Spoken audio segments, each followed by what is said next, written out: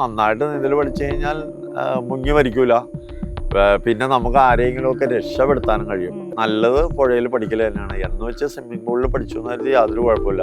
അവിടെ നല്ല രീതിയിൽ പഠിച്ചാൽ മതി. ഞങ്ങളുടെ ക്ലാസ് തുടങ്ങിയുള്ളായിരുന്നു. തുടങ്ങി കഴിഞ്ഞ് ഞങ്ങളിങ്ങനെ പോകുന്ന സമയത്ത് വേറെ ഔട്ട്സൈഡേഴ്സ് ഒരു 2 കുട്ടികൾ വന്ന് അതിൻ്റെ അടുത്ത് നിന്നിട്ട് ഇങ്ങനെ ഒഴുകി അങ്ങോട്ട് പോയി. ഒഴുകി പോയി എന്ന് പറഞ്ഞാൽ ഏകദേശം നടുക്കിലേക്ക് അങ്ങോട്ട് ഒഴുകി ഇങ്ങനെ മുങ്ങി താന്ന് അങ്ങനെ പോയി. മറ്റുള്ളവർ പല സ്ഥലങ്ങളിലും മുങ്ങി മരിക്കേണ്ട കാര്യമില്ലല്ലോ. നീന്തൽ പഠിക്കാൻ തയ്യാറായി കഴിഞ്ഞാൽ മുങ്ങി മരിക്കേണ്ട കാര്യമില്ല. മാതാപിതാക്കൾ തയ്യാറാവണം കുട്ടികളെ നീന്തൽ പഠിപ്പിക്കാൻ.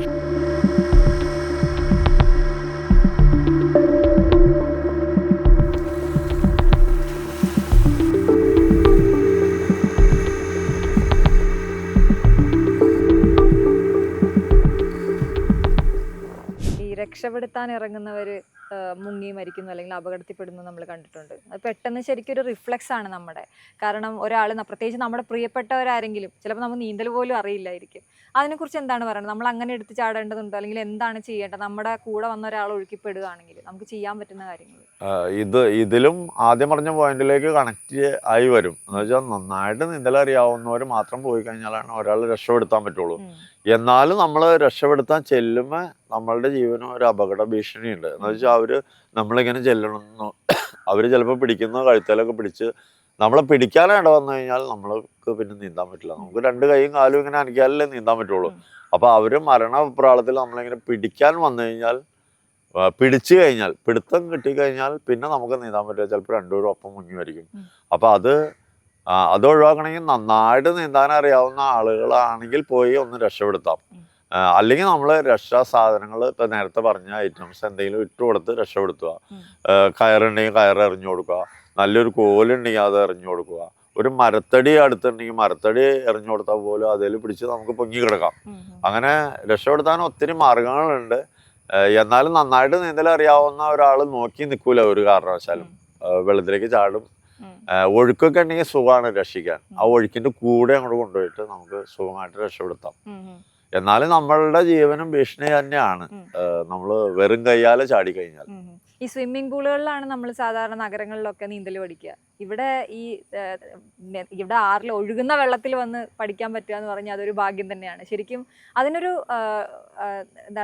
നല്ല ഗുണം കൂടി, നല്ലതുകൂടി ഇല്ലേ അതിനകത്ത്? കുറെ കാര്യങ്ങൾ പോസിറ്റീവായിട്ട് എടുക്കേണ്ട കുറെ കാര്യങ്ങളും കൂടി ഇല്ലേ? പോസിറ്റീവായിട്ട് എടുക്കേണ്ട കാര്യം എന്ന് പറഞ്ഞാൽ നന്നായിട്ട് നീന്തൽ പഠിച്ചു കഴിഞ്ഞാൽ മുങ്ങി മരിക്കൂല.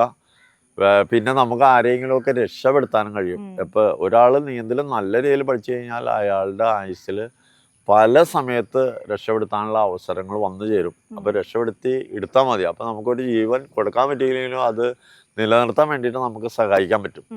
സ്വിമ്മിംഗ് പൂളിന്റെ കാര്യം എന്ന് പറഞ്ഞാൽ ഒരിക്കലും നമ്മളോട് അപകടത്തിൽ പെട്ട് കഴിഞ്ഞാൽ സ്വിമ്മിംഗ് പൂളിലേക്ക് ചാടി പോകില്ല.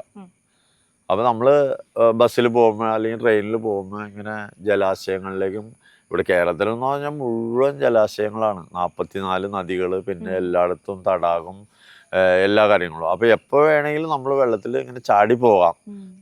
അപ്പോൾ നല്ല രീതിയിൽ നല്ല ഒഴുക്കിലൊക്കെ നന്നായിട്ട് ഇവിടെ കിടന്ന് പഠിച്ചു കഴിഞ്ഞാൽ പിന്നെ ഈ തീയിൽ കുരുത്തത് വെയിലത്ത് വാടൂല എന്ന് പറയൂലേ, അതുപോലെ തന്നെയാണ് ഈ പുഴയിൽ നന്നായിട്ട് പഠിച്ചു കഴിഞ്ഞാൽ പിന്നെ ജലാശയം നമുക്ക് പേടിയില്ല. ഒഴുക്ക് വരുമ്പോൾ നമുക്ക് ആഹ്ലാദം വരും. പുഴയിൽ പഠിക്കുന്ന ആളുകൾ നല്ല ഒഴുക്ക് വരുമ്പോൾ നമ്മൾ ഇറങ്ങി നീന്താൻ നോക്കും. അപ്പം അങ്ങനെ ഒത്തിരി നല്ലത് പുഴയിൽ പഠിക്കൽ തന്നെയാണ്. എന്ന് വെച്ച് സ്വിമ്മിംഗ് പൂളിൽ പഠിച്ചു എന്ന് കരുതി യാതൊരു കുഴപ്പമില്ല. അവിടെ നല്ല രീതിയിൽ പഠിച്ചാൽ മതി. നീന്തൽ എപ്പോഴാണെങ്കിലും നല്ല രീതിയിൽ പഠിക്കണം. മാഷിന്റെ ജീവിതത്തിൽ അങ്ങനെ രക്ഷപ്പെടുത്തിയതിന്റെ ഒരു ഓർമ്മ ഭയങ്കരമായിട്ട്, ഒരു ജീവൻ രക്ഷിക്കുമ്പോൾ നമുക്ക് കിട്ടുന്ന ഒരു ഹാപ്പിനെസ് ഉണ്ടല്ലോ, അതിനെ കുറിച്ച് ഒന്ന് ഓർത്താൽ ഏതാണൊരു? ഞാൻ പല സമയത്തും ഇങ്ങനെ, എനിക്ക് 2015 ഒരു അനുഭവം ഉണ്ടായിരുന്നു.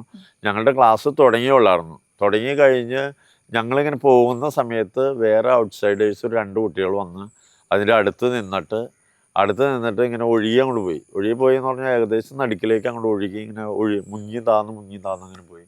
അവരെ രക്ഷപ്പെടുത്താൻ കഴിഞ്ഞു. അങ്ങനെ പല ആളുകളെ പല സമയത്ത് രക്ഷപ്പെടുത്താൻ എനിക്ക് കഴിഞ്ഞിട്ടുണ്ട്. നന്നായിട്ട് നീന്തൽ അറിയാവുന്നതുകൊണ്ടാണ്. അത് 2 കുട്ടികളുണ്ടായിരുന്നു. ഇറങ്ങി ചാടുമ്പോൾ എൻ്റെ കയ്യിൽ ഒന്നുമില്ലായിരുന്നു. പക്ഷെ കുറച്ച് കഴിഞ്ഞപ്പോഴത്തേക്കും ട്യൂബ് വന്നു. നമ്മുടെ ട്യൂബ് വേറൊരാൾ കൊണ്ടുതന്നു.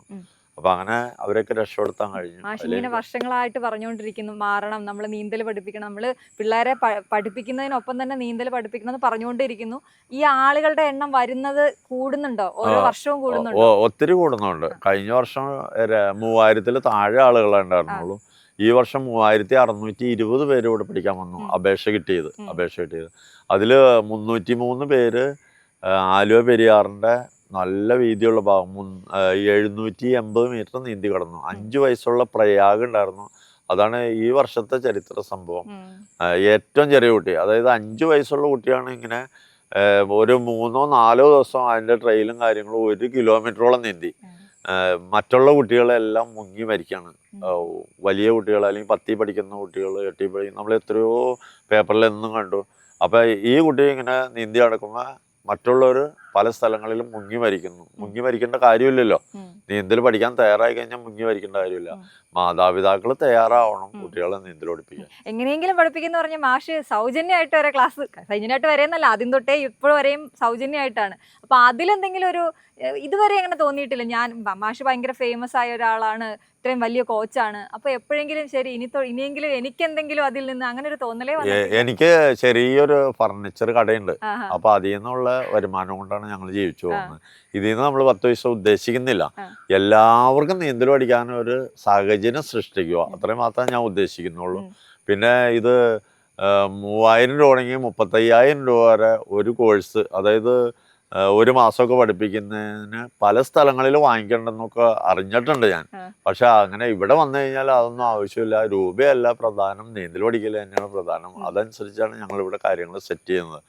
ഇവിടെ ഇപ്പൊ കഴിഞ്ഞ വർഷം എന്ന് പറഞ്ഞാൽ ഈ ഇപ്പൊ രണ്ട് മാസം മുമ്പ് വരെ 912 പേര് ഒരു ദിവസം പഠിച്ചു ഇവിടെ. ഇനി അതിലും കൂടുതൽ ആളുകൾ പഠിപ്പിക്കാനുള്ള ഒരുക്കങ്ങൾ ഇപ്പൊ തുടങ്ങി. ശരിക്കും പറഞ്ഞ ഇപ്പൊ പ്രധാനമന്ത്രിയുടെ മൻ കി ബാത്തിലൊക്കെ വന്നില്ലേ, നമ്മുടെ സന്തോഷം. അപ്പൊ അത് ഞാൻ ഒട്ടും വിചാരിച്ചില്ല ഇങ്ങനെ പ്രധാനമന്ത്രി, അതായത് ലോകം അറിയുന്ന ആള് എന്നെ ലോകത്തിന് പരിചയപ്പെടുത്തി. അത് ഈ ചെറിയൊരു നീന്തലിന് ഇത്രയും വലിയ രീതിയിൽ 4 പ്രാവശ്യം അദ്ദേഹം എൻ്റെ പേരെടുത്ത് പറഞ്ഞ് ആളുകളെ പരിചയപ്പെടുത്തി. ഇവിടുത്തെ നീന്തല്, ഇവിടുത്തെ ഒരു സ്കൂളാണ്, ഒരു സ്കൂൾ നിലവാരത്തിലാണ് ഇവിടെ പഠിപ്പിക്കുന്നത്. ഇവിടെ 16 ക്ലാസ്സുകളാണ്. 15ാമത്തെ ക്രോസിങ്, 16 പിന്നെ ക്രോസിങ് കഴിഞ്ഞിട്ടുള്ള ഭാഗം. ഇത് ശരിക്കും പറഞ്ഞാൽ ഓട്ടോമാറ്റിക്കാണ്. ആദ്യം മുങ്ങിയിരിക്കല്, പിന്നെ ഫ്ലോട്ടിങ് തുടങ്ങും, പിന്നെ കാലടിക്കല്, പിന്നെ തല താത്തി നീന്തലും, അപ്പോൾ കൈയെടുത്ത് നീന്തലും, അങ്ങനെ പല പല ക്ലാസ്സുകളാണ്. LKG, UKG, LP, UPA, UPB, HS, +1, +2, degree, PhD. പിന്നെ വേറൊരു ഗ്രൂപ്പുണ്ട്, ആർക്കും അറിയാൻ പാടില്ലാത്തൊരു NS ഗ്രൂപ്പുണ്ട്. അതിവിടെ വളരെ പ്രധാനപ്പെട്ടാണ്. എന്ന് വെച്ചാൽ നിർബന്ധ സേവനത്തിന് NS എന്നാക്കിയേക്കുന്നതാണ്. അതായത് ഇവിടെ നീന്തൽ പഠിക്കാൻ വരുമ്പോൾ പല ആളുകളുടെ ഹെൽപ്പ് നമ്മൾ സ്വീകരിക്കുമല്ലോ. അപ്പോൾ അത് തിരിച്ചു കൊടുക്കാനും കൂടെ ഇവിടെ പഠിപ്പിക്കും. ഒരാഴ്ച അങ്ങനെയും കൂടെ ഉണ്ട്. അത് കഴിഞ്ഞിട്ടാണ് അടുത്ത ക്ലാസ്സിലേക്ക് PhD-യിലേക്ക് പോകുള്ളൂ. PhD വഴിയാണ് നമുക്ക് ക്രോസ് ചെയ്യാൻ കഴിയുള്ളൂ. അപ്പോൾ അങ്ങനെ ഇവിടെ ഒരു സ്കൂൾ കോളേജ് നിലവാരത്തിലാണ് ഇവിടെ ക്യാമ്പസാണ് ശരിക്കും പറഞ്ഞത്. ഇത് ഏറ്റവും ഇപ്പൊ ഞാൻ ഒരു സ്വകാര്യമായിട്ട് എനിക്ക് പറയാനുള്ള കാര്യം പറഞ്ഞാൽ, ഒരു വർഷം നമ്മുടെ കുട്ടികൾ സ്കൂളിൽ പോയില്ലെങ്കിൽ ഒന്നും സംഭവിക്കില്ല. നല്ല ആശയമാണ്. ഇത് ടീച്ചേഴ്സ് ഒന്നും അറിയണ്ട, സ്കൂളുകാരും അറിയണ്ട. അപ്പൊ സംഗതി ഉണ്ടല്ലോ, ഇവിടെ നീന്തൽ പഠിക്കാൻ, ഇവിടെ അല്ല ഏത് ജലാശയത്തിൽ പോയി നീന്തൽ പഠിച്ചാ, ഇപ്പൊ എന്റെ വീട്ടിലെ ഒരു കുട്ടി മുങ്ങി മരിച്ചാൽ എനിക്ക് പിന്നെ പശ്ചാത്താപമായിരിക്കും. ഞാൻ മരിക്കുന്നവരെ നീളും. അത് രാത്രി കാലങ്ങളിലായിരിക്കും അത് കൂടുതൽ നമ്മൾ പ്രയാസപ്പെടുത്തുന്നത്. അപ്പോൾ എൻ്റെ കൊച്ചിനെ അന്ന് നല്ല രീതിയിൽ നീന്തൽ പഠിപ്പിക്കാൻ എനിക്ക് കഴിഞ്ഞില്ലല്ലോ. നീന്തൽ പഠിച്ചില്ലെങ്കിൽ മുങ്ങി മരിക്കും, പഠിച്ചായിരുന്നെങ്കിൽ മുങ്ങി മരിക്കൂലായിരുന്നു എന്നുള്ളൊരു തോന്നൽ, ചിന്താഗതി എനിക്കുണ്ടാവും. അത് നമ്മൾ ഉണ്ടാവാതെ ഇരിക്കണമെങ്കിൽ നല്ല രീതിയിൽ നീന്തൽ പഠിപ്പിക്കണം. അത് മാത്രം നോക്കിയാൽ മതി. അതിന് കയ്യോ കാലോ കണ്ണോ ഒന്നും വിഷയമല്ല. അതൊന്നും ഇല്ലാത്ത ആളുകളെ നമ്മൾ ആലുവ പെരിയാറ് ക്രോസ് ചെയ്യിച്ച് കാണിച്ചു കൊടുത്തിട്ടുണ്ട്. ആ വീഡിയോ ഒക്കെ ഒന്ന് കണ്ടു കഴിഞ്ഞാൽ അറിയാൻ പറ്റും. പാസി വെളിമണ്ണ 2 കൈയില്ല ഇവിടെ. ഈ വലത്തെ കാലിന് 8 ഇഞ്ച് നീളം കുറവാ. ഇന്ന് വേൾഡ് സ്വിമ്മിങ്ങിലാണ്, വേൾഡ് പാരാ സ്വിമ്മിങ്ങിന് പോയേക്കാണ്. അപ്പൊ 12 സ്വർണം നേടി ആള്. അപ്പൊ അങ്ങനെ അത് കൈയില്ല, നീന്താനുള്ള ഘടകങ്ങൾ ശരീരത്തിലില്ല, എന്നിട്ട് പോലും നീന്തൽ പഠിച്ച ആലുവ പെരിയാറ് ക്രോസ് ചെയ്തു. അതുപോലെ ചരിത്ര സംഭവങ്ങൾ ഒത്തിരി ഉണ്ടാക്കിയിട്ടുണ്ട്. അടിക്ക് താഴേക്ക് തളർന്ന രതീഷ് കോട്ടപ്പുറം ഇവിടെയാണ് പഠിച്ച് നീന്തി കടന്നത്. പിന്നെ ഒരു ഷാൻ കൊല്ലത്ത് വെച്ചിട്ട് 2013 ട്രെയിൻ ആക്സിഡൻറ്റിൽ കാലിത് ഇത്ര മുറിഞ്ഞു പോയി, ഉം. 2 കാലും ഒപ്പം കട്ടായി പോയി, മുട്ടിന് താഴെ വെച്ചിട്ട്. ഇവിടെ വന്ന് നീന്തൽ പഠിച്ചു, നീന്തി കിടന്നു. അപ്പം അങ്ങനെ പിന്നെ കാഴ്ചയില്ലാത്ത നവനീത്, 2 കണ്ണിനും കാഴ്ചയില്ല 100%. അപ്പം ഇത് എവിടെയാണ് നീന്തൽ പഠിക്കണേന്നുള്ള അറിയില്ല, എവിടെയാണ് നീന്തി കിടക്കണേന്നുള്ളത് നവനീതിന് അറിയില്ല. എന്നാലും നവനീത് നീന്തൽ പഠിച്ചു. ഇതൊക്കെ എന്ന് പറഞ്ഞാൽ ഇതൊക്കെ ഞാൻ എല്ലാവരും പഠിപ്പിച്ച് കാണിച്ചു കൊടുക്കുന്നത് കണ്ണുള്ളവരുടെ കണ്ണ് തുറപ്പിക്കാൻ വേണ്ടിയിട്ട് മാത്രമാണ്. അപ്പോൾ നീന്തൽ പഠിച്ചു കഴിഞ്ഞാൽ മാത്രമാണ് രക്ഷപ്പെടുള്ളൂ. അല്ലെങ്കിൽ വെള്ളത്തിൽ ഏതെങ്കിലും സമയത്ത് നമ്മൾ അകപ്പെട്ട് കഴിഞ്ഞാൽ വെച്ചു. ശരി, സജി മാഷ് പറഞ്ഞത് എല്ലാവരും ഉള്ളിലേക്ക് എടുക്കുക. ഈ ചിരിയും കളിയും തമാശയൊക്കെ വെള്ളത്തിന്റെ ഇത്രയും ഭാഗത്ത് മാത്രമേ ഉള്ളൂ. മൂക്കിന്റെ മുകളിൽ വെള്ളമായി കഴിഞ്ഞാൽ പിന്നെ ചിരിയില്ല, കളിയില്ല, തമാശയില്ല. അപ്പൊ കുട്ടികളൊന്നും നീന്തൽ അറിയാൻ പാടില്ലാതെ ജലാശയങ്ങളിലേക്ക് ഇറങ്ങി പോരുത്. അവർ കുറേശ്ശെ ഇറങ്ങി അടിത്തട്ട് എങ്ങനെയാണെന്ന് നമുക്ക് അറിയാൻ പറ്റില്ല. മുകളിൽ മാത്രം നല്ല നിരപ്പ് കാണാൻ നല്ല ഭംഗിയുണ്ടാവും. അപ്പൊ ഇറങ്ങി പോകുമ്പോൾ അത് എവിടെയാണ് അപകടം സംഭവിക്കണമെന്ന് പറയാൻ പറ്റില്ല. അങ്ങനെയാണ് എല്ലാ അപകടം സംഭവിച്ചേക്കുന്നത്. അപ്പൊ മാഷ കേട്ടിട്ടുള്ളവര് അല്ലെങ്കിൽ കേട്ടോണ്ടിരിക്കുന്ന എനിക്കടക്കം നീന്തൽ പഠിക്കേണ്ടതിന്റെ ഒരു ശരിക്കും ഒരു പേടി, ഇതുവരെ പഠിച്ചില്ലല്ലോ എന്ന് ഇപ്പൊ ഒരു തോന്നലുണ്ടായിട്ടുണ്ട്. അത് മാഷ അങ്ങനെ തുടർന്നുകൊണ്ടിരിക്കുക. ഈ ബോധവൽക്കരണം എല്ലാ രീതിയിലും മുന്നോട്ട് പോകട്ടെ. എല്ലാവിധ ആശംസകളും, ഈ ക്യാമ്പസിന് എല്ലാവിധ ആശംസകളും. Thank you so much. Thank you.